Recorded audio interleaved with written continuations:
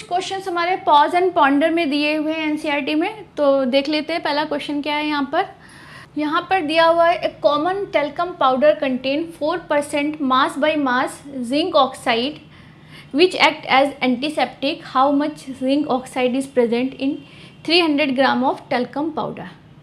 देखो इसमें क्या समझाना है, इसमें पहले डिकोड कर लेते हैं। यहाँ पर दिया हुआ है टेल्कम पाउडर है, उस टेल्कम पाउडर के अंदर, ठीक है, जो पूरा टेल्कम पाउडर है उस टेल्कम पाउडर के अंदर 4% mass by mass zinc oxide, यानी जिंक ऑक्साइड जो सोल्यूट है उस टेल्कम पाउडर के अंदर सोल्यूट डला है जिंक ऑक्साइड, और उसका परसेंटेज दिया हुआ है। यहाँ पे मास नहीं दिया हुआ है, परसेंटेज दिया हुआ है, ठीक है। तो जिंक ऑक्साइड टेल्कम पाउडर के अंदर है जिसका परसेंटेज है 4%।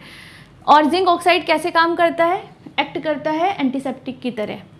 अब बताना है कि how much zinc oxide is present in 300 gram of talcum powder. आपको जो सॉल्यूशन दिया हुआ है टेल्कम पाउडर, वो 300 ग्राम टेल्कम पाउडर दिया हुआ है। मास ऑफ सॉल्यूशन जो दिया हुआ है वो 300 ग्राम है।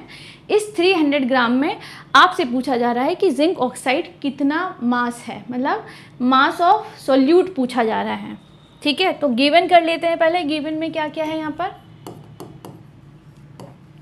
गिवन में आपको दिया हुआ है सबसे पहले परसेंटेज दिया हुआ है, परसेंटेज ऑफ सोल्यूट दिया है, ये है सोल्यूट। कैसे पहचाना आपने, क्योंकि जिंक ऑक्साइड को किसमें, पाउडर के अंदर, इस टेल्कम पाउडर जो सॉल्यूशन है उसके अंदर जिंक ऑक्साइड का परसेंटेज दिया हुआ है। जिंक ऑक्साइड थोड़ा अमाउंट में है, ठीक है। तो परसेंटेज ऑफ सोल्यूट यानी कि जो जिंक ऑक्साइड है, जिंक ऑक्साइड ये कितना दिया हुआ है, इसका परसेंटेज हमें दिया है 4%, ठीक है। फिर इसके बाद दिया how much zinc oxide present in 300 gram of talcum powder, यानी मास ऑफ सॉल्यूशन दिया हुआ है हमारे पास, मास ऑफ सॉल्यूशन।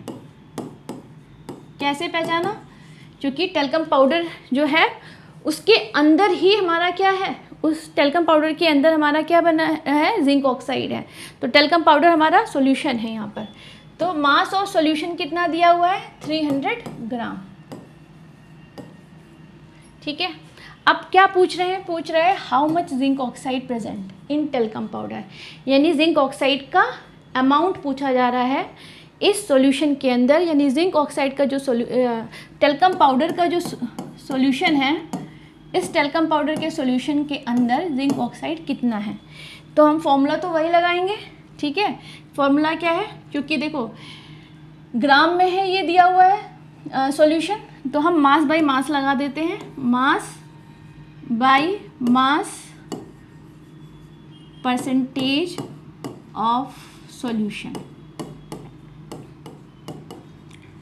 फॉर्मूला क्या लगेगा, फॉर्मूला यही, mass of solute, mass of solute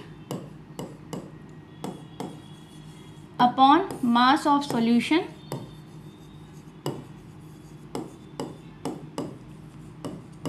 percentage निकालते तो 100 से मल्टीप्लाई करते हैं, ऑफ कोर्स ये लिखा।